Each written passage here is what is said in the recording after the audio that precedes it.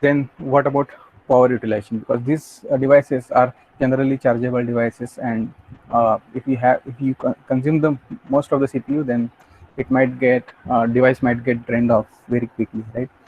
And there are other constraints such as bandwidth in terms of the I am talking about the uh, chip level thing, like in case of chip, let's say there is a uh, there are different channels, right? So output is given from the one channel to another channel. So if that bandwidth is also very small, then how to handle that particular thing? And so we want to actually uh, process most of the concerning part is matrix multiplication, and that for that particular purpose we actually need all these constraints. And last and but a very important aspect is diversity of hardware constraints, because if you see there is a Raspberry Pi device which uh, on which maybe we want to deploy our model, or there is a some custom hardware, or where there is a CUDA support. So certain hardware doesn't have CUDA support. Certain hardware are have just Intel processors. Like certain hardwares have, let's say, AMD processors. Certain hardwares have ARM64, and there are a lot of possible combinations, and in terms of infrastructure and architecture of the hardware, right? So what we generally see is deploying on the Linux environment, or maybe Windows environment, or uh, maybe Mac environment. But these devices, some of them are like uh, they don't even support the uh, traditional Linux environment, or they support very uh, basic features of the Linux environment. So how to tackle with those scenarios? Right. So one of the technique people generally use is quantization. So quantization, as you know, quantization is nothing but uh, reducing something, right? Quantize something, quantize the signal. That means reducing something. So what exactly we need to reduce is, let's say, as I mentioned in this particular slide, so there are 143 million number of parameters, and each parameter is, let's say, occupying 32 bits. So how many bits uh, we need to load the entire model into the memory, right? So definitely it's a huge amount, right? So so whether we can use the less amount of storage, or in memory storage for this particular uh, storing the parameters or not. So that is one of the aspect we can look into. So for example, let's say if we convert 32 bit floating point number and quantize it into, let's say, integer, right? Let's say integer of just number of bits equal to 8. Then we have shrink the model almost 4 times, right? 4 times, we have almost 4 times smaller model, right? We have reduced from 4 byte to 1 byte. So that is one of the aspect where memory constraints can be solved. Another aspect can be um, uh, like compute, how to have the uh, faster compute, right? So for to have faster compute, if we convert, let's say, floating point multiplications into integer multiplication, then generally we all know that if you reduce the size of the data, then the matrix multiplication, or even smaller simple multiplication, addition, these operations can be uh, solved very fastly, right? So the compute we are going to solve. The power, since there is a less compute, there is a less power consumption, for especially for integer operations. Bandwidth, as model size reduces, bandwidth also reduces, right? And diverse set of hardware constraints. So most of the hardware actually supports integer based addition, subtraction, multiplication, division. So these are shifting operations. So most of the hardware actually support that. So if we use integer quantization, or even if we use float 16 bit quantization, then we can actually uh, achieve most of the constraints which we actually listed in the previous thing. But can anyone tell what might be the drawback? Because if everything is positive, there has to be to be some trade-off, right? So something has to be negative. So what that thing might be? Can everyone tell the answer?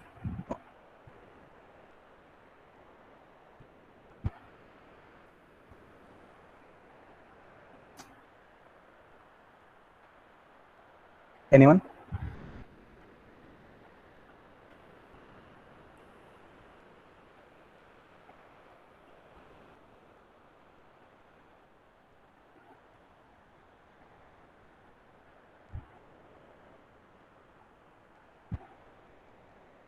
Hello.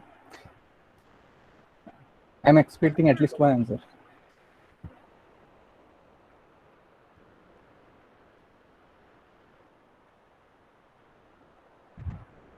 Someone shared the answer?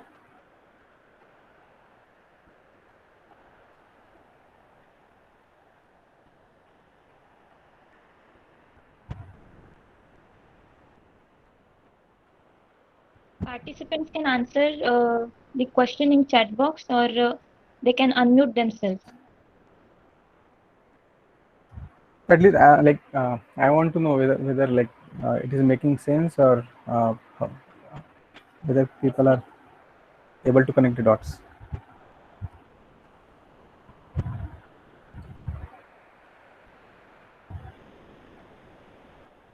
Okay, anyways, so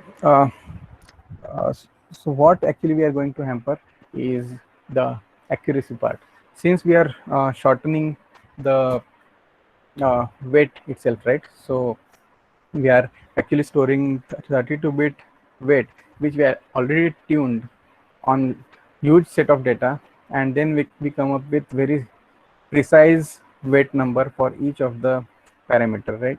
And that we are changing it to an int. So not only, let's say, if in terms of int quantization, if we are converting that number into int from the float, then it's a there might be accuracy loss. There will be accuracy loss, but how much accuracy loss in general people have experimented, like 3 to 5% accuracy loss in terms of accuracy or precision they have actually experimented. And so if you have, let's say, like 16-bit quantization, like float quantization, then it is a very small accuracy loss, but there will be accuracy loss because we are at the end losing the multiplication factor or weight factor data, which is very crucial in terms of parameter optimization, right?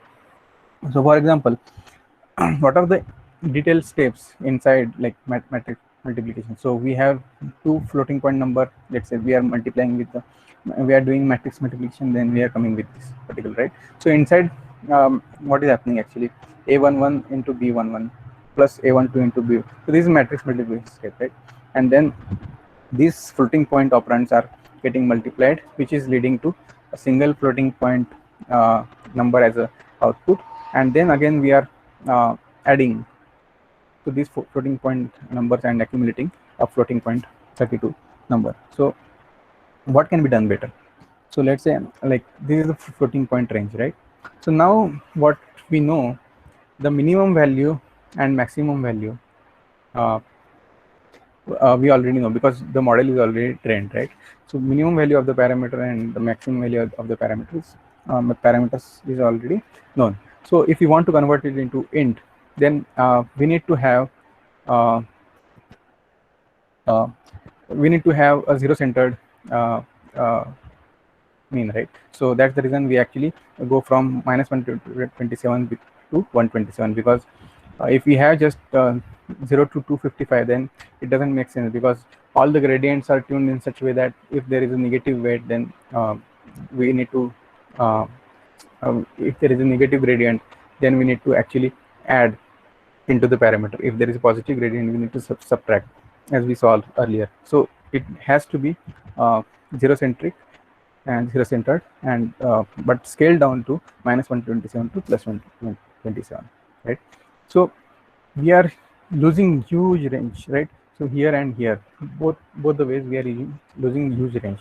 But surprisingly, the accuracy loss is not that huge as compared to the range which you are losing. It's just 3 to 5%, sometime maybe 5 to 7%. So if we are okay with that particular thing, accuracy loss, then we should be good enough to use the int quantized model. But this is not the entire thing, right? Because if we just have int, since we are actually already reducing the uh, precision of the weight, we cannot afford to actually have some kind of overflows or something in between, right? So if we have 8-bit integer and we want to matrix multiplication, then actually uh, these two operands are 8-bit, and then which might be leading to product which is fitting into 16-bit, and once we accumulate it, again we are going to 32-bit, right? So but the advantage here we are getting is matrix multiplication, which is the most costliest operation, uh, uh, that is happening with the 8 bits. But how to handle these particular things? So in that case, what we can do is basically we have 8-bit integer, right? So we can multiply the 8-bit matrix multiplication, and then we can have, let's say, from these numbers we can have 32-bit integer. Again we can scale down that, and because again it has to be 8-bit multiplication for the subsequent matrix multiplication, right? So because the operand for that is expected to be 8-bit, so this has to be scaled down. So what we have done, we have used quantization over here, right? We have used extra operator, which is scale operator over here, and we have again changed the precision to 8-bit, right? Again scaled up, sorry, scaled down again, and came up with a particular matrix multiplication E, and this will go on till the end of the output. So there are different quantizations. First quantization is types of quantization. As I mentioned, float 16 quantization can be there. There can be integer quantization. There can be a hybrid way of putting the quantization in place, right? So what are the different parts which are affected? One is static values. Static values is nothing but the model parameters. So these are the model parameters actually we want to change, because to reduce the size of the model and to have faster matrix multiplication. So weight or parameters, so these are the static values we actually want to change in the quantization. Again, the dynamic values are activations, right? So once we have, let's say, matrix multiplication here, activation function gives you dynamic values, right? So it has its own dynamic range.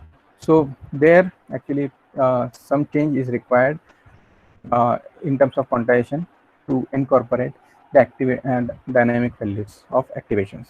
And computation, we have changed the computation. We have modified certain things, like from int 32 we have modified all the computation matrix computation to 8-bit. Then we have added certain operators, like this scaling operator we have added. Sir, just to sorry to interrupt. Hello, sir. Sorry to interrupt here. Yeah. Sir, in the previous slide, sir. Previous slide. Sir, here A is a 8-bit integer and B is an 8-bit integer, no, sir? So if we multiply them, we will be getting 16-bit length integer, sir. But here it is a 8-bit integer. No, here we are saying, right, we are giving operands are 8-bit, the products are 16-bit. Okay, the result can be a 16-bit is the maximum result length, sir. Yes, but and even yeah, here 32-bit integer is given, no, sir? 32-bit. No, so that is after matrix accumulation, right? So this is just multiplication, right? Yes, sir. So this is 16-bit. This is 16-bit. So if you want to add all 16-bit, then the result can be 32-bit, right? Okay, sir. Okay. So here on the other side, right hand side, then we are scaling down it to 8 bits, sir. Yeah, again the same process. We are scaling down to 8 bits.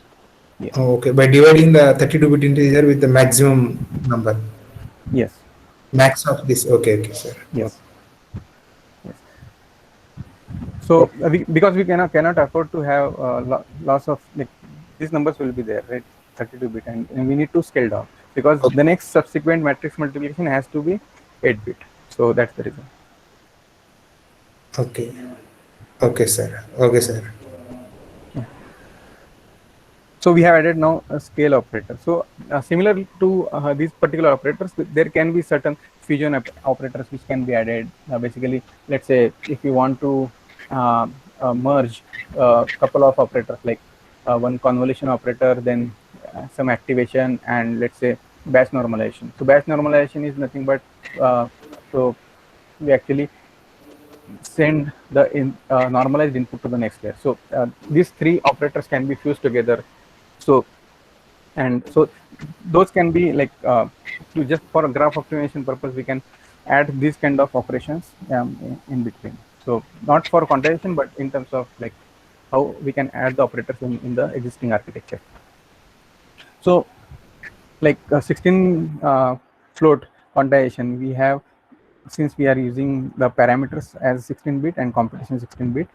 So since we are using floating point precision, so there is very less loss in terms of the accuracy. But the model reduction, we are not gaining much from this, because we are just getting 2x model reduction in terms of memory, right? So if you use integer quantization, again 8 bits parameter and computation, some extra operators, accuracy loss is there, because it's the worst kind of quantization which actually if we actually need it, then only we should use actually int quantization. Otherwise it doesn't make sense to lose the accuracy of the existing pre-trained model on the large data, right? So if you use this, 4x model reduction will be there, but the execution of the convolution layer will happen 1.5 times almost, because the reason is the matrix computation, uh, the computation required, the time required to compute the matrix multiplication is getting reduced, right? So then the 2 to 4x times fast execution in terms of fully connected layer, because there the complexity might not be as such, because in convolution layer there are weighted multiplication, and then again activation, and lot of things are there, right? So in case of fully connected layer, just we need to multiply two matrix. So that's the reason where actually we are getting 2x to 4x faster execution.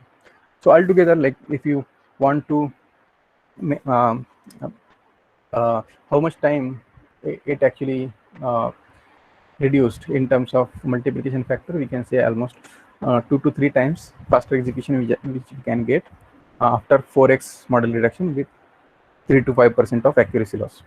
So this should be the worst thing we should use the quantization.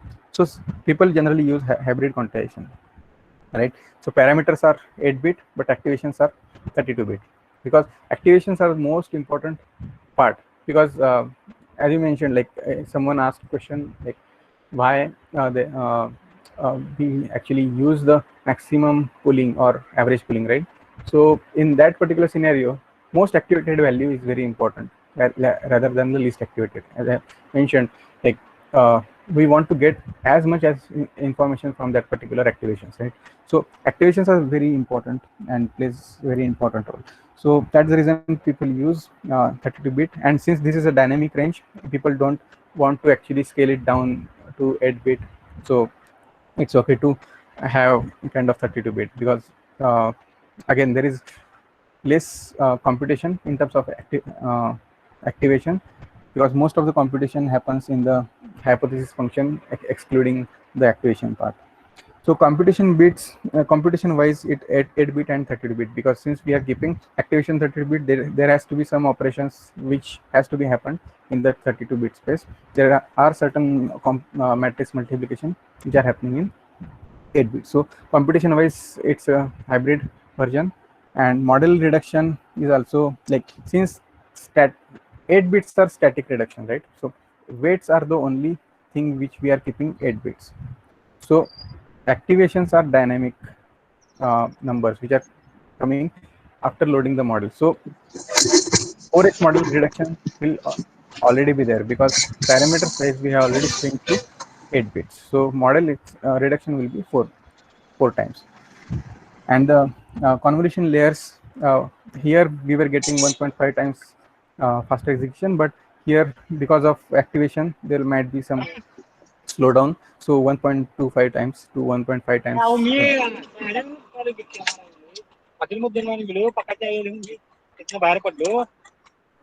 Hello.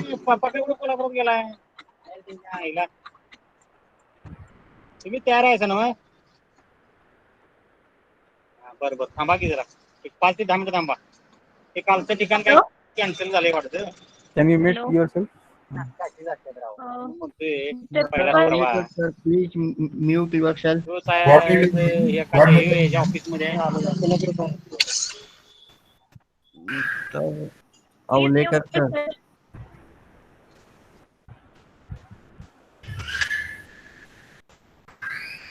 Hello, coordinator madam. Yes, sir. Yes, I have muted. I have muted, sir. Okay, madam. Sir, please continue. Sorry Yeah, for the sure. interruption. No problem. So in general, fully connected layers, it was giving like two to four times. Now it will give 2 to 3 times. But if you just don't want to, if you have just memory constraints, then hybrid approach would be more appropriate because you are reducing the size of the model by 4 times, but accuracy reduction will not be as there will be accuracy reduction, but uh, the model performance will be somewhere in between the floating point and integer quantization. So ideal approach to go with the hybrid quantization. So this is about the post training quantization. So what that means is after training is done, then we are giving this model to the quantization. So let's say all these iterations in the training is done, and now we came up with a particular set of weights, and that we are not going to change. In terms of TensorFlow, we call it as a frozen graph, right? Frozen graph we are going to give as input to the quantization, right? So after giving this frozen graph as an input, we are going to actually change the parameter size, and a model shrinkage will happen. So this is post training. So that's the reason post training quantization. So quantization aware training is also one of the research area which is kind of evolving. So where inside the training itself, inside this particular pipeline, we actually assume that the integer operations are going to happen, and based on that we are actually going to tune the parameters so that accuracy loss will be as minimal as possible. So the only difference is quantization aware training, we need training data apart from the model architecture. In post training quantization, we actually don't need any training data. So let's say if we want to just use the transfer learning model from pre-trained model, let's say some standard data sets people have trained and made it available to the public, and we want to use that, then we need to go with the post training quantization route. But if we have training data, then it makes sense to go with quantization aware training route. So TensorFlow has both the versions. So I think quantization aware training, I think it's still some things are yet to be done in TensorFlow, but most of the things are already there, I believe. So give me 1 second, I'll just have a sip of water.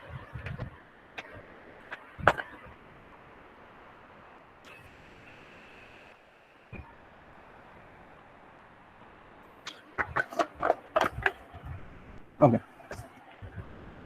So we have talked till now for the convolution neural network, right? So inside generative adversarial network, there is a use of convolution layer. Inside the RNN also, there is use of convolution operation, apart from certain other aspects, then multi-layer perceptron, then deep Q-learning. So all these models, there is a vast range of the models, right? So anyone has any doubt in quantization? So we are going to actually a different topic.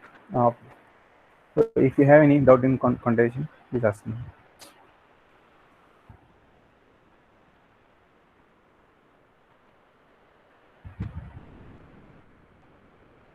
Anyone has tried actually this particular technique in building the model, or anyone has the requirement? No, sir. No.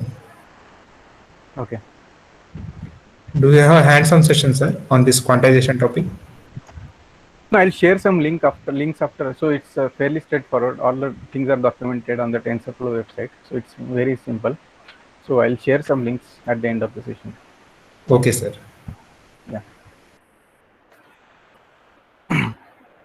So these are variety of models which actually come into deep learning model development, right? And so for example, some of you guys might be comfortable with TensorFlow. Some of you might be comfortable with PyTorch. Some of you might be comfortable with Keras. Like some might be comfortable with MXNet. Right? A lot of different frameworks are there. So this is another challenge. So let's say if I build a model using TensorFlow, my graph will be specific to TensorFlow. That is, my graph will be .pb file or frozen graph. Then someone else built his infrastructure in the PyTorch or MXNet architecture. Then how I can use my model in their hardware infrastructure. So that is very biggest challenge, right? So especially diverse set of hardware constraints, right? So hardware and framework constraints. So if I want to use existing model, so how can we do that? So there are certain models which actually can be used for standardizing purpose. For example, ONNX. ONNX is a standard type of model which people generally convert any model like TensorFlow graph into ONNX and then use wrapper on top of ONNX. Let's say if you have a keras.h5 file graph, then people again convert that into ONNX. And so there are certain things which can be achieved in that route, but how to like apart from this framework, there are huge set of hardware capabilities as well, right? For example, certain processors can be ARM64, certain processor can be normal Intel processors, AMD processors, then Raspberry Pi processors, even the model architecture, like system architecture is different, right? So, and open source community, there are a lot of existing framework, like Qualcomm has their own model optimization, Intel has their own model optimization, even LLVM and those things are there. So there are huge number of permutations and combinations which can happen. So for example, if my team's developer builds model in particular thing and I want to deploy and I want to give that model to someone else in different team in the organization. So there are a lot of challenges, right? So generally this TVM, so there is actually officially there is no long form for this, but people generally use it as a tensor virtual machine. Okay, so because the virtualization aspect they have included as a part of tensor level, so multidimensional tensors. So it is a basically deep learning compiler stack. Okay, so and the support for it happens with the CPU as well as GPU and some other hardware accelerators as well, right? So which basically bridges the gap between your model, right? If you have TensorFlow model and if you want to deploy and optimize it for particular set of hardware. So for example, my deep learning model is performing well on Intel. Okay, but because of certain hardware architectural challenges on, let's say, Raspberry Pi, I'm not able to gain the similar performance. Then how to handle those situations, right? So TVM actually plays exactly the same role, which like the bridge between the model and how to optimize for particular set of hardware. For example, if I just run plain TensorFlow model on Raspberry Pi or on Intel, it might give a little bit less performance. But if I optimize using TVM, that same model without hampering any accuracy loss, but converting that into TVM's own native graph and then deploy on that particular hardware, let's say Intel hardware, then I'm getting huge performance improvement without hampering the accuracy. So that's the reason people are actually moving into this particular set of frameworks and this is open source framework, which is basically forked from this. So Amazon has forked this open source framework into their own SageMaker. They call it as a Neo. So SageMaker Neo, if you look at, so that is a very stable version of the TVM. And if you want to look at the open source version of it, you have just TVM, right? So what are different models it supports? It supports basically TensorFlow, Keras, ONNX, MXNet, and all other the previous model frameworks which I have seen, right? So everything is supported in TVM. So obviously there will be some versioning issues. For example, let's say TensorFlow 1.6 version, if you build the graph, then there might be some operator compatibility issues, because TensorFlow has huge change of versioning issues. Like 1.6 is very different from 2.0, right? Especially in even in 1.4, 1.5, 1 like 1.13, 1.5, and 1.6. So like lot of changes are there in TensorFlow. So operator compatibility can be one issue which you might face in if you use TVM. But now nowadays I think it's more stable above 1.13 and 1.14. So you should be good if you want to experiment. And there are huge hardware backend support such as LLVM, CUDA, and OpenCL. So basically, these are nothing but the matrix multiplication operations. So computation optimization, right, specific to hardware. So these are hardware accelerators, you can say. So you can it has support for that. So for example, if you want to use your GPU and backed by the CUDA, then also it supports. If it is backed by LLVM, it also supports. And so along with that, what it has is its own auto TVM library, which basically is its objective is to tune that model to specific to that hardware, and without changing the any weight, without changing any weight, without changing the model architecture, exactly as it is, but the model representation will be different. In the sense, graph optimization steps will be applied in that, and then model will be given as a deployable model in the hardware, right? So another advantage is light runtime than most of the other frameworks. For example, TensorFlow has its own runtime, and if you want to use the runtime of TensorFlow, it is a little bit heavy. And similar with the Keras, you need to install the I think nowadays they are actually going to separate runtime, but in general, for different frameworks, if you want to use the runtime environment, then you need to install the entire framework, right? So in the TVM, it is not the similar case. There is a runtime environment is separate from the model transformation and those things. So runtime environment is very light, because if you load entire runtime in like environment in the memory, for example, if you are using JVM, right, so you need to load the entire engine into JVM, right? So that will again consume lot of memory, lot of active memory, right? So light runtime is always helpful. So that is another objective, and the people actually are using, even I have used this deployment in the production IoT devices. So it's quite friendly. So what exactly TVM stack look like? So more than the ML perspective, machine learning perspective, it has kind of graph optimizations and some kind of schedule optimization techniques in that. So for example, as I mentioned, operator fusion earlier, right? So for example, let's say there is a convolution operator and there is a ReLU activation function, and we want to merge these two just to get the advantage of sharing of the information, because output of this particular thing we are going to give input to the next layer, right? So there has to be some parameter sharing.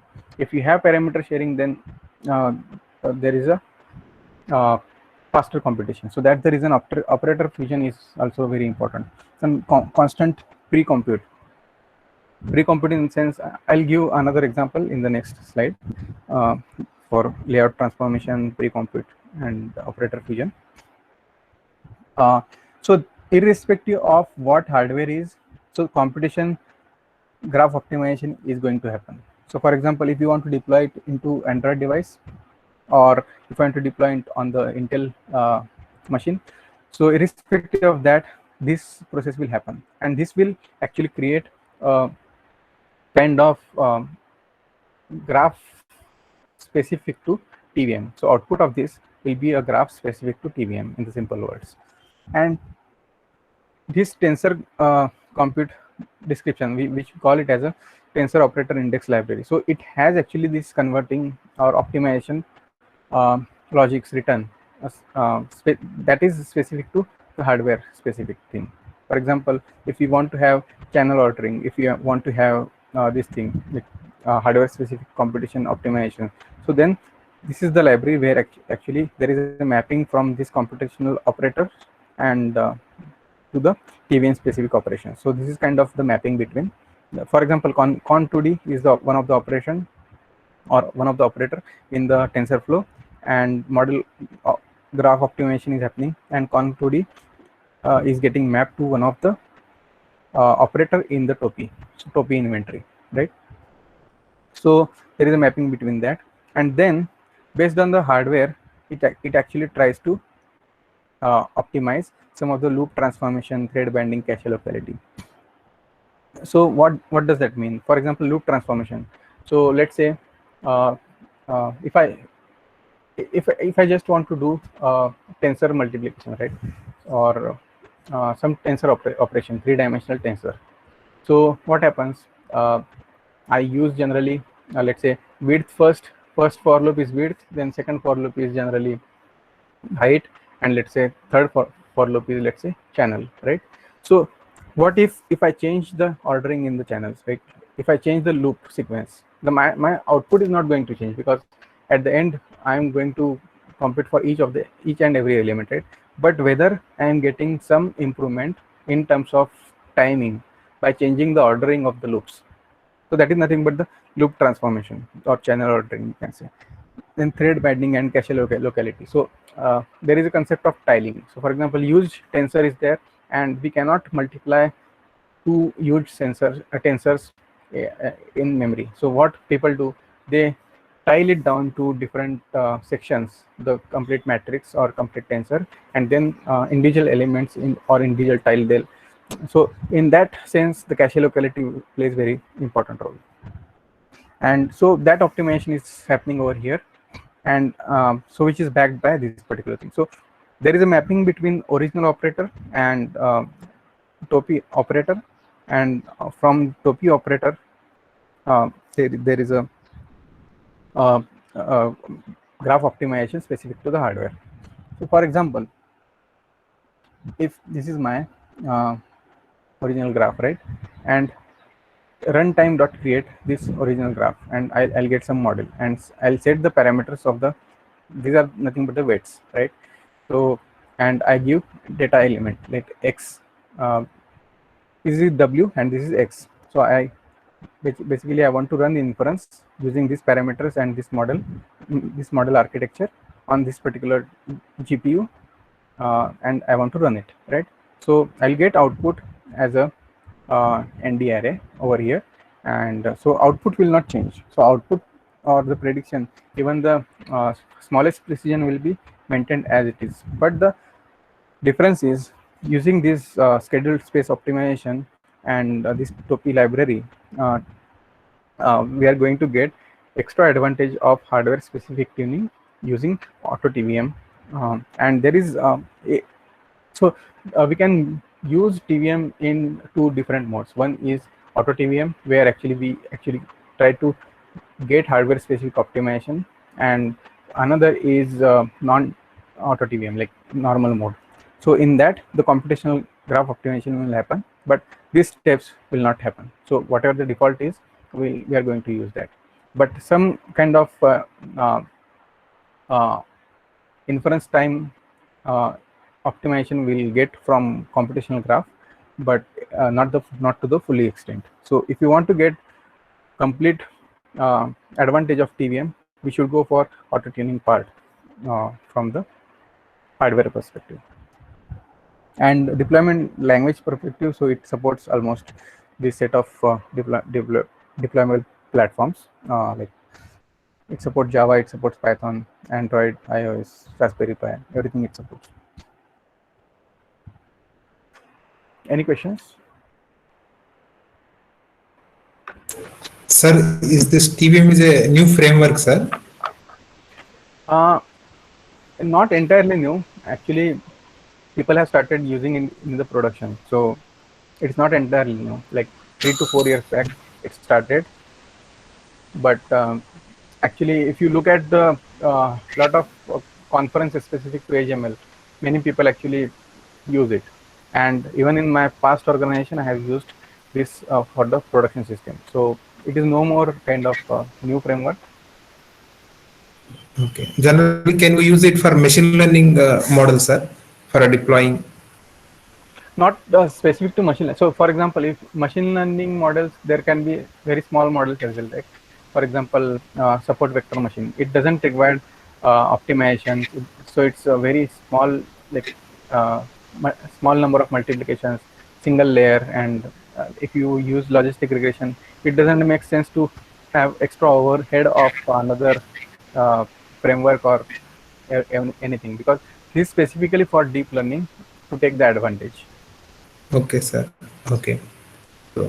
And even if you don't have deep learning, if you want to just let's say simple matrix multiplication, if you want to use from the TVM and use it on smaller device, then also you can use, because matrix multiplication is already one of the operator inside the convolution, right? And since convolution is optimized, matrix multiplication is also optimized. So any tensor related thing where the memory constraints are there or inference constraints are there, you can use TVM for that, any computation.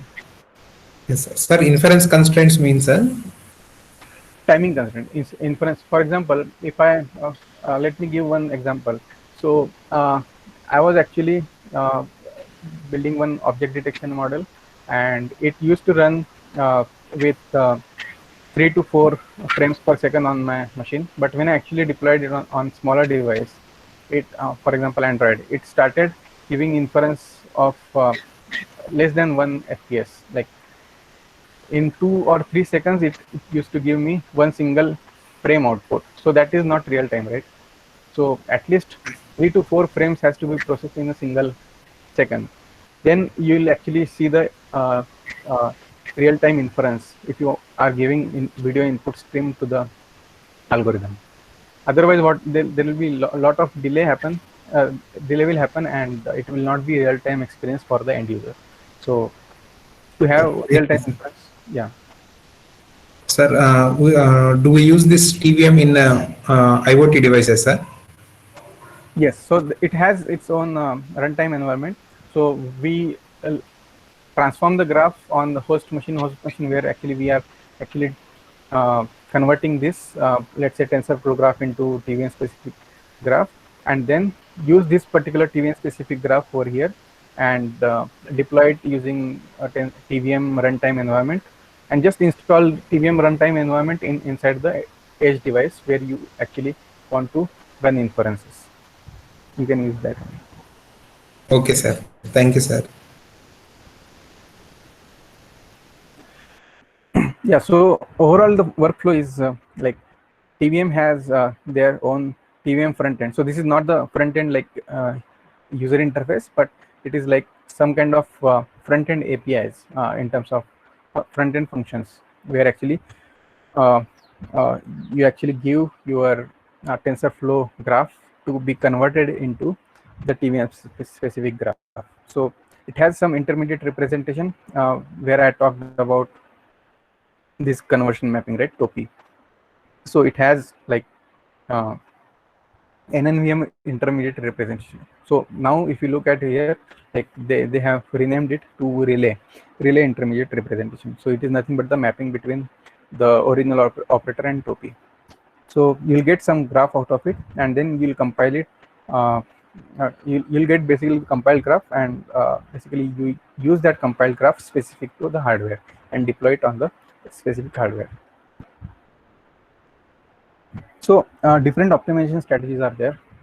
For example, as I mentioned, operator fusion, right? So Con2D, there is a batch normalization and ReLU. So these three operations actually use a lot of information sharing or a lot of memory sharing, right?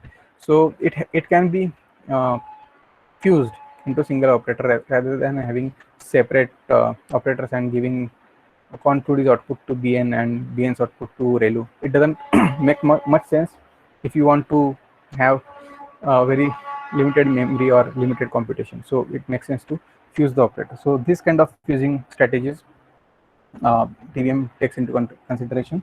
Then if you have, let's say, some kind of constant parameters, for example, W is constant, right? And if the operation is like square root of W and then 1 upon that particular square root of W, if this is the operation, then what we can do, we can actually perform 1 upon square root of W, right? So this is the single time, right? Because W is constant. So we can pre-compute this and then give it to the multiplication instead of division, because here also if you use multiplication, then there is also small time saving, and this is pre-computed, right? So using this pre-computed logics in the graph, so this happens actually at the time of computational graph. So fusion operation and then pre-compute, then layout transformation. So layout transformation is nothing but, for example, as I mentioned earlier, so let's say if you build graph, so let's say by default channel ordering in TensorFlow is, let's say, channel first. So that means so there is a tensor which takes image as an input, right? So image is of size like W by H, right? Width into height, and N is number of how many images or how many batch size, basically N is number of batch size, and C is channel. So channel is nothing but R, G, and B. So in terms of layout, so TensorFlow might have NCHW, this layout. So let's say some other framework will have, let's say, NCWH. So channel first or channel last. So these are different layouts. Generally, different frameworks actually use differently. So we need to have a constant or standard graph where actually we can use that particular standardization and use that for next hardware specific optimization like loop transformation and those things, right? So we need to convert those things over computational graph optimization step itself. So that's the reason. So Con2D, ReLU, Con2D, and ReLU. So this can be converted into so in W we can pack this into different channel ordering and then pack this again the input and then packed Con2D, and we get the output from this to ReLU, and again this thing. So basically this is just for standardization of the layout and basically used for the next steps which we are going to actually get the optimizations on. So the next thing is, very important thing, is auto TVM. Auto TVM is nothing but, so for example, so let's say this is my original graph. So I have first convolution layer, second convolution layer, third, fourth, and dense layer, and last activation layer, right? Softmax. So this is my standard 5-layer deep learning network. Okay. So it might happen that since let's say input for this convolution layer might be different, even the number of channels is different, input size is different, because input for this will be output from this particular thing, right? Input for Con2D second layer is output from Con2D first layer, right? So the dimension will change, even the number of channels will change, and this will happen for each of the layers. So we cannot say that the time it is taking to perform this Con2D is similar to time it is taking to this particular layer Con2D. So the timing wise, this layer will perform differently, this layer will perform differently, right? So what is the optimal way? So if you look at any algorithm, like any strategy, for example, if you want to sort some numbers, right? So sorting is a one technique, but internally there are lot of tens of different algorithms, right? Tens or even hundreds of different algorithms to sort the number. Output will be same. Output will be ascending order numbers. But the approach which we took to sort it, that actually it is a so that determines how much time it took, right? For example, if you use just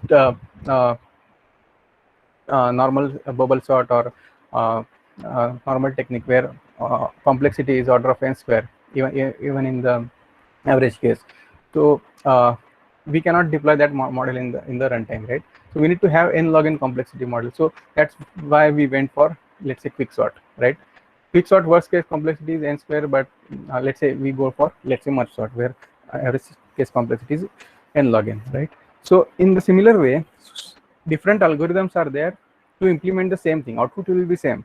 For example, this any particular convolution operator can be implemented in different ways. So you can assume these are the different sorting techniques, but the objective is just to sort the numbers. Output will be same, but the way of implementation is different. So it might happen that first layer will this particular operation might be very optimal for this particular layer, but it might happen that this particular way of implementation is not very good for this particular layer, because the input and number of channels is also changing, right? So it might happen that direct convolution is useful for this. So sorry to interrupt, sir. Hello, sir. Sorry to interrupt here. Yeah. Sir, here number of channels is nothing but RGB channels, sir. Or yeah, that is for the first layer, RGB. But in the second layer, the number of channels will be this. This is first filter, this is second filter, right? So there are two number of channels. So filters can we take as a channel here? Yeah, here you can take number of filters as number of channels. That will be input to next layer, because for first layer RGB are the number of channels. Yeah, so that's the reason in each of the filter there are three different segments, right? RG corresponding to B, right? And how many number of such filters are there, like number of channels in the filters? So those many matrices are there in the next layer. So in that way. Okay, sir.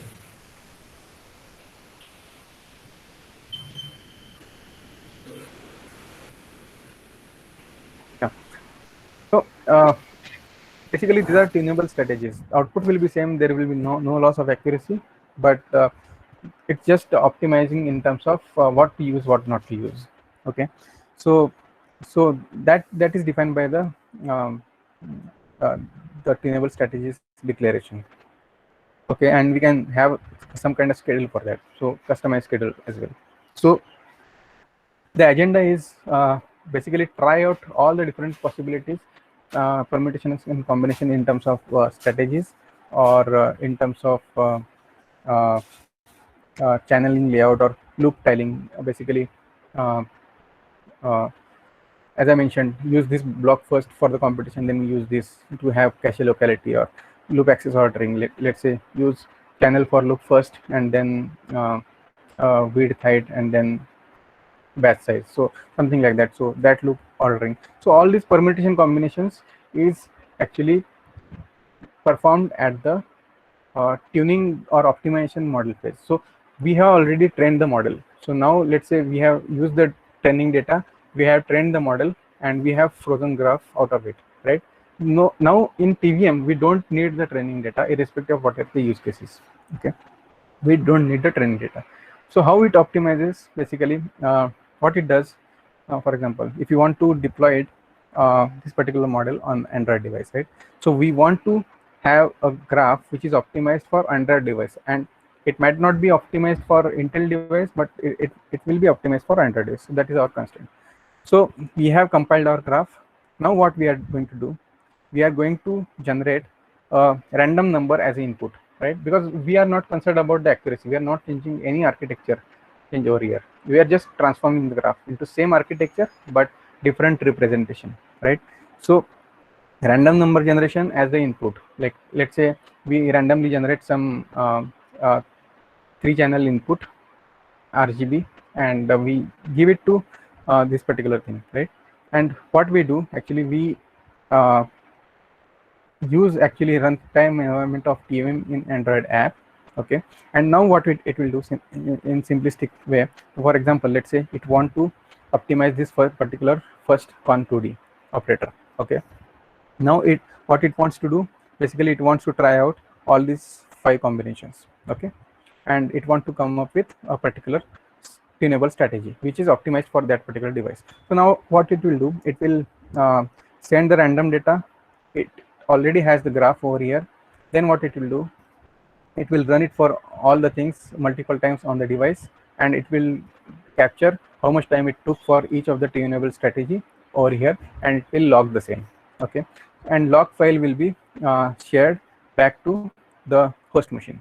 Okay, so all the log files where we actually want to try out different things and come up with the optimized setting, so with the least inference time, so that is shared with the original host machine. Okay, so only in runtime inference will happen over here, and on host machine there will be whatever the logic, for example random number generation and deploying this model to the targeted device. So those things will have triggered to this particular host machine. So, and there is a RPC connection. There will be Android app which is built by TVM. So we need to install that on target machine, or specifically in case of Android app. And then once this entire thing is performed, then what we actually come up with, the optimized graph for each of the operator. For example, this operator will have, let's say, hundreds of different permutation combination tried out, and came up with least permutation where it uses this operation performs in, let's say, 1 millisecond. And if we would have used, let's say, a default parameter, then it might have taken, let's say, 5 milliseconds. So now we are gaining 4 milliseconds from this particular operator team. So similarly, different layers have their own tasks defined. So each of the tasks will perform in the similar way. Now once this is tuned, we don't have to touch this again, because this is tuned with respect to whatever the input we are generating randomly and giving it to the target machine. So so Android app will look something like this. Like it's a very simple UI where we need to actually connect it to the host machine, the address of the host machine, where exactly the point of connection in terms of port, the RPC connection will happen through this port, and there will be key, because we need to use same key over here on the host machine. So this is a host machine and this is the Android app. Okay, and let's say we want to use the Android backed by the ARM64 processor. Okay, and so the processor can be different, right? ARM, EABI, something like that. So different processors can be tuned separately. So if you want to have LLVM capability, if you have LLVM capability on Android hardware, then we can use LLVM over here. So we can actually create the target using what our target device specifications are. And once we create the target, we just need to have the target host, target port, and device key over here, and what kind of network we are using. So we can use our custom networks as well. We can use the predefined network, because if you want to tune the model, generally people use, let's say, standard set of 5 or 6 different network architecture, like ResNet 18, ResNet 52, ResNet 101, or VGG16, VGG19, or LINET, LXNet. So these are standard set of architectures which are already present and which are already trained on standard set of data set, right? So you can use that leverage as well, because it has that integration as well. And what is the here we don't have to actually use the quantization, because it will be hardware specific, right? If you quantize, then already we lost the accuracy. So on top of that, also you can do that, but it doesn't make sense, because already you are getting inference time improvement using original data, right? So where exactly you want to store the log files in, right? So then using this log file, another file gets created, which is the optimized log file, which has basically separate like tunable strategy or loop tiling. So what are the optimized setting is there, that particular setting out of this particular log file is uh, taken and dumped into that particular log file. So the tuner is nothing but, for example, uh, uh, if you want to have loop tiling, so there will be, let's say, uh, 8 to 9 different loop tiling ordering, and then loop access ordering 3 or 4. Then actually what happens is this, let's say 10 into this, let's say 3 loop tiling or loop access ordering, then 10 into 3, which is 30, and then on top of that, that 30 will get multiplied by each of the tunable strategy. So let's say 5 strategies are there, then 150 number of different settings are there, right? So instead of that, so that also we can do if we have sufficient time for the tuning the model. But if you want to optimize that, then in that we can use different strategies like XGB or uh, uh, like some tree based randomly selecting the random setting and trying it on that. So some kind of optimization can be done on that, and number of trials, how many times you want to perform the inference on the target device. So and early stopping. So for example, if we don't want to actually wait till all the 1500 number of trials is happening. So let's say after 800 milliseconds, 800 times we want to actually come out, we can do that. And so this is at the task level, not entirely. So basically we can create the RPC runner over here, and so this number is basically how many times we want to send the data, and this number is basically sending, once we send the data, how many times we want to perform the operation on this particular device. So internally it will happen 1500 into 5, this number of times. And if you want to have timeout, we can have timeout. So in this way, approximately to tune a particular operator, I have seen that on mobile device, approximately it takes 1 hour to tune a single operator, 30 minutes to 1 hour to tune single operator. But the result which we'll get after tuning the operators is um, uh, uh, beyond the expectation, as you said. So for example, what happens actually when we run this, when we trying to tune the first operator, let's say. So uh, this is GFLOP. GFLOPs is nothing but giga floating point operations per second, right? So current based is basically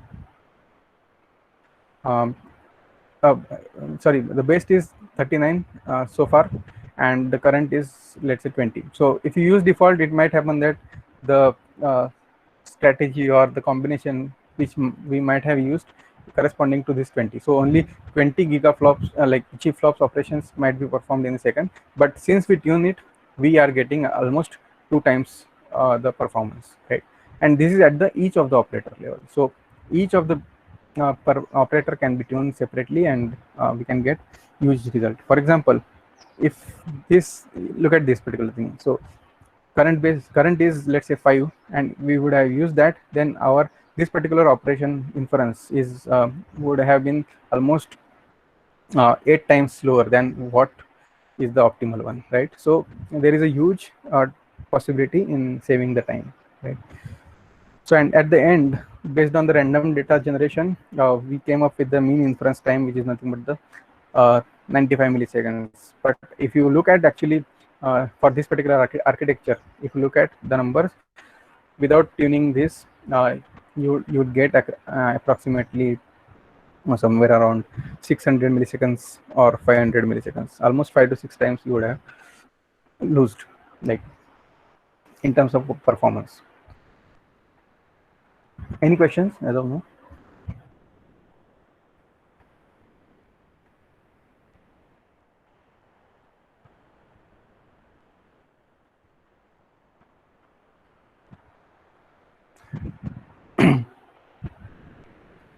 So if you see here, so this is must be tuned on higher end device, because the time required to tune this particular operator is let's say not even around 10 minutes, right? 12 to 10 minutes. So if you run the same thing on Android device or smaller device, then it will take 30 minutes to 1 hour for single operator. So you have to wait it for at least 1 day, but after 1 day you will get the optimized graph. So this is what I personally tried out using different frameworks. Okay, so this is the kind of high-end processor like Intel i9 with 3.6 gigahertz. Okay, and this is another mobile. This is mobile device. This is actually the IoT device you can consider. This is the normal server, and this is the IoT device. So if you see, I'll talk about OpenVINO later, but so there are different model architectures, right? For example, ResNet 50, 101, and 152, and Inception V3. Okay, so how the plain TensorFlow has worked on this particular machine, this particular Intel machine. So this is in milliseconds. Okay, so inference is happening in 25 milliseconds for this. If I use normal TVM without any optimization, without using the hardware accelerator part, this particular thing, auto TVM, if I don't use that, then I'm getting approximately same. If like I'm adding overhead, because already this machine is has higher end configuration, right? So it doesn't make sense to use TVM without auto tuning it, right? Because already you are getting almost similar performance, 26 milliseconds. But if you use auto TVM on the high end machine, then also there is a possibility to shrink it down further. Like you are almost getting 70 to 80% performance improvement of the original graph, and this is for the higher end machine. So on higher end machine, it actually doesn't make sense to use any kind of tuning, but I'm just showing it because even on higher end machine, you can actually have the optimization using auto TVM, right?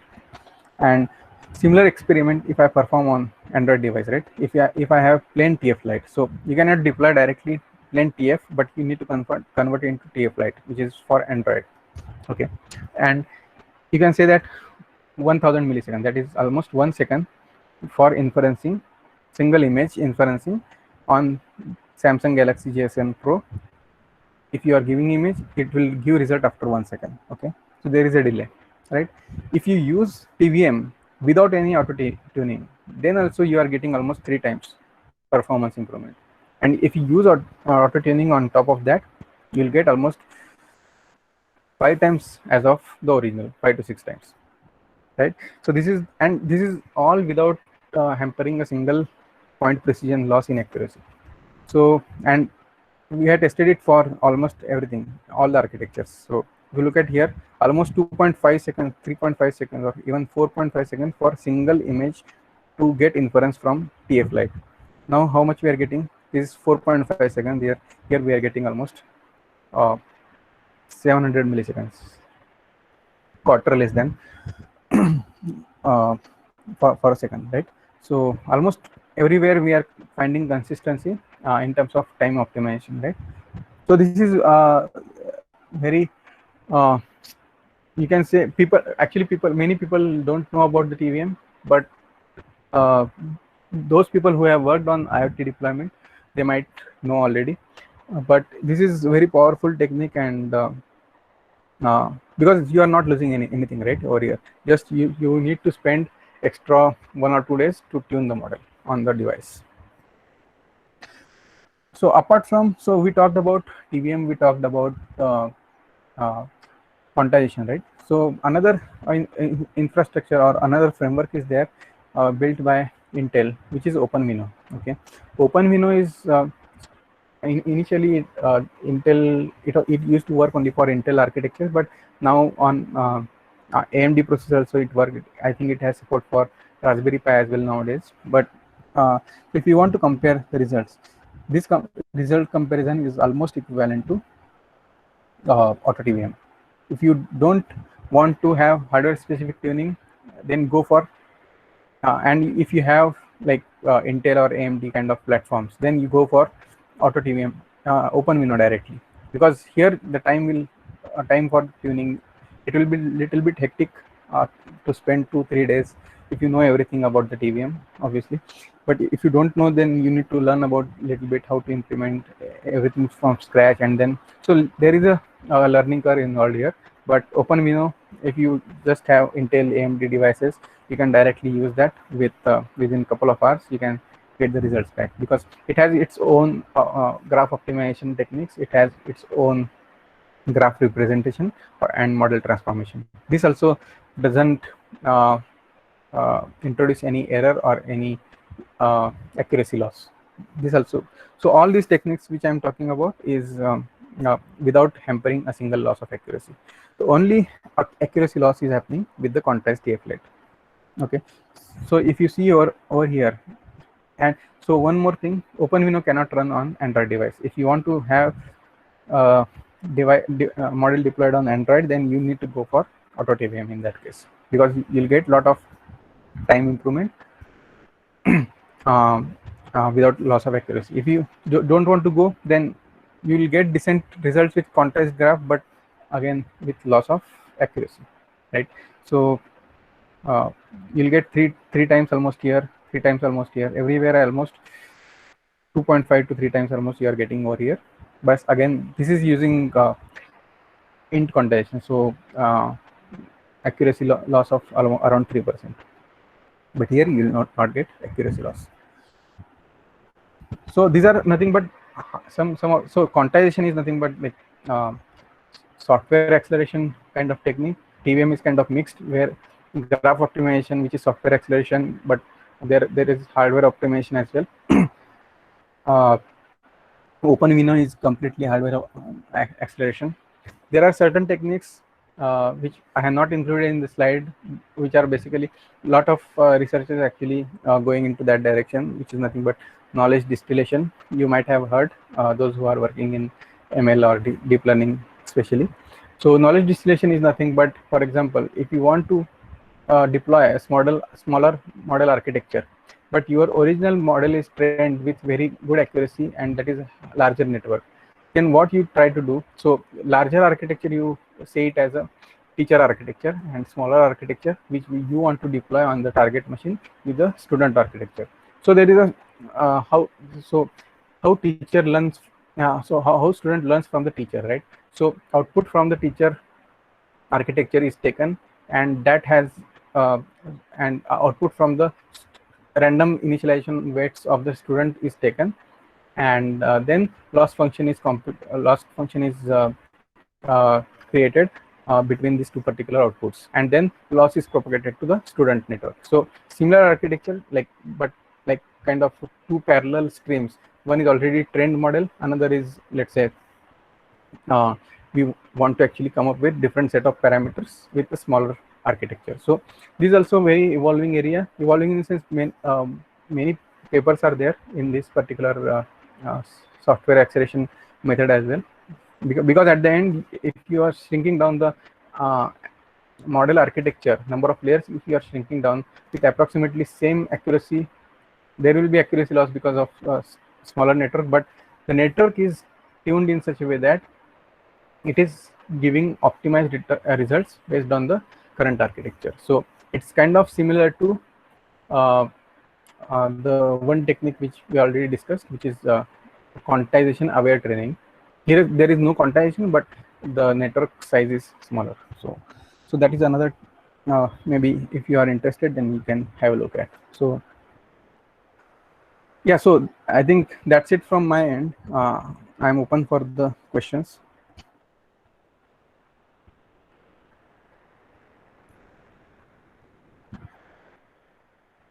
Thank you, sir. Are there any questions? Yes, sir. Participants having any doubt, kindly ask in the chat box or unmute yourself.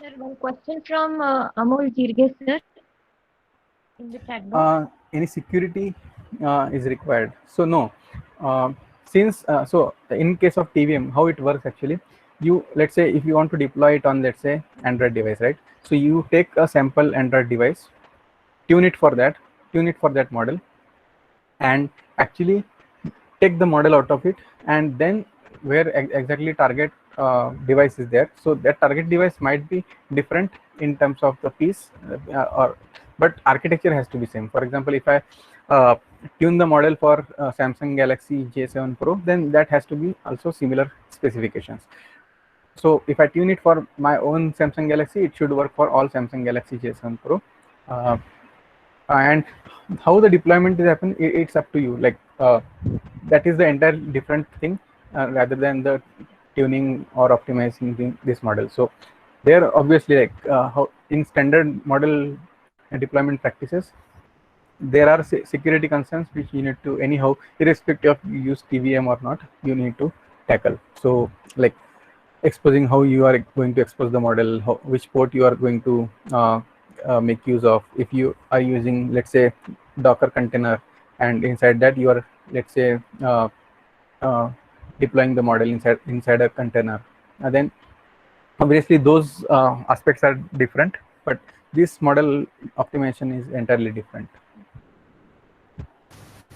Sir, I have a biomedical image like brain tumor or a breast cancer image, breast cancer. So, which algorithm can I use, sir? Which is the best algorithm to use, and which framework can I use, sir, for better optimization or better performance? So, what is your exactly problem statement? You want to classify, or you want Yes, to sir. Classify the image or object? Yes. Classifying image. I mean, tumor. I have to classify, sir. Normal or abnormal. So whether this image has abnormal tumor or normal tumor? Yes, sir. So that means this is the image classification. Okay. So image classification. So standard classifiers you can use at the end. For the important thing is how to come up with a standard model architecture. So best practice, generally people what they follow is, so let's start with the standard architecture. For example, if your image is a black and white image, okay, so obviously there are less number of parameters required because of number of channels itself getting reduced, right? So start with smaller architecture like Lineate 5 and little bit more complex than that, and then find the accuracy. Okay, find the accuracy in test data, not only the validation set but on the test data set. Okay, and then different problems are there. For example, let's say if you are using this model, whether model is working or not, how you will decide, right? So it might be performing well in case of training, but it is not performing in case of actual test data. So that means you have trained the model on that particular data itself, but it is not a generic model. If you use little bit different data, it is failing, right? So this happens, this standard thing happen in general almost for all the models. In that case, you can decide whether my model complexity is more, because it might happen because of the complexity. For example, if you use ResNet 18 and you are seeing this particular thing, then that means you are too much complicating the model rather than required. So go with the lesser number of layers. Instead of using 18 layers, go with the lesser number of layers and then check. And so if you want to have some kind of image augmentation, and so those things you can try out, but in like there is no specific answer. It's kind of art of how to tune the model. So you need to understand different aspects, why it is giving only training data accuracy and failing in test. Sometimes it gives equal accuracy, but in that case accuracy is less. For example, my training and validation or test accuracy is both accuracies are, let's say, around 60-65%, but 60-65% is doesn't make any sense to deploy it on the production, right? So now in that case you might need to use, so there is no overfitting, but actually what you can use, your model is very generic, so in that case you can increase the number of layers and you can augment the data a little bit more by using different augmentation technique and increase the layers. And then you see, let's say it both are giving like 70 accuracy, then there is still scope of doing the same thing. But the time, uh, you need to find a time where training accuracy is more and validation accuracy is less. So that is a particular time where actually you are overcomplicating the model, and then you need to stop actually increasing the number of parameters at that particular point. So Sir, which frame is the best one, sir? Like TVM, R2TVM, or TensorFlow? no, TVM can be used irrespective of which framework, model building framework you use. It's irrespective of that. So you build your graph using TVM or PyTorch. So generally people use these two frameworks because there is a lot of compatibility in terms of framework integration. So generally go for TensorFlow or go for PyTorch. Both are more or less same in terms of functionalities and way of simplicity and the architecture wise, default architecture wise. You go for these two things, I would say. And there is another question, which is which architecture of CNN is better? Which architect? So it depends on entirely depends on the problem statement. If you just want to like MNIST dataset, if you have very small dataset, right? Your problem can be solved in just 3 to 4 layers, linear dataset, linear architecture. And if you have some, let's say, face recognition with 10,000 of different classes, then definitely you need to go for larger architectures like ResNet. So I would say in general, ResNet variations generally perform well because of different technical aspects. Like there are skip connections, and there is a less probability of gradient getting vanished. So those are two different aspects where ResNet actually performs really well. So if you want to try out smaller architecture, go for first ResNet 18, and then if it is again you can increase the scope, go for ResNet 52, ResNet 50, then 101. I think you can use the ResNet family of architecture to start with.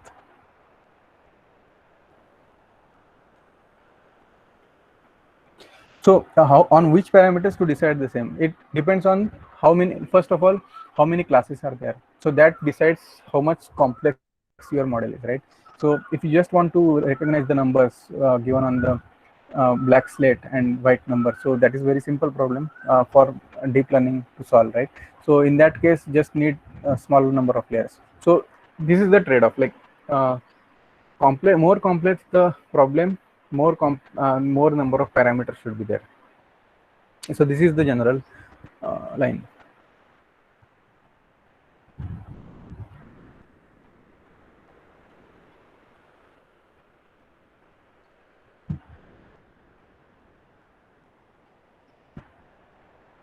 Any other question?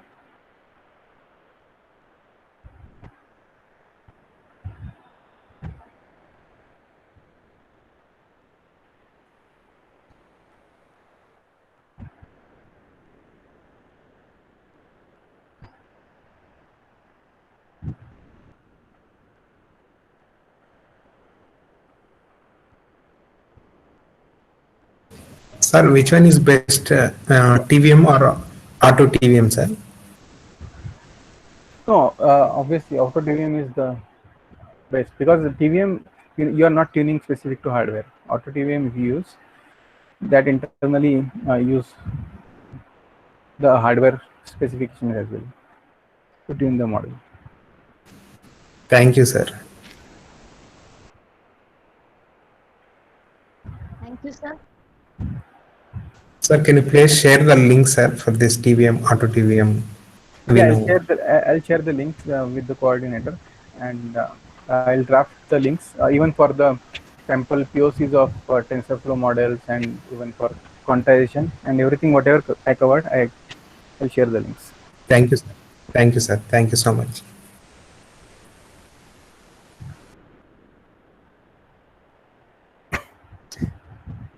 No, ResNet is architecture. It can be used anywhere. So for sequential data, there is a linkage back to the previous nodes. So apart from that, everything is almost same. So mostly people use it for convolutional thing, ResNet. So it is architecture basically. So which uses the convolution operation. So where you want to use convolution operation, there you can use the ResNet. Mostly people use it for image classification, object detection.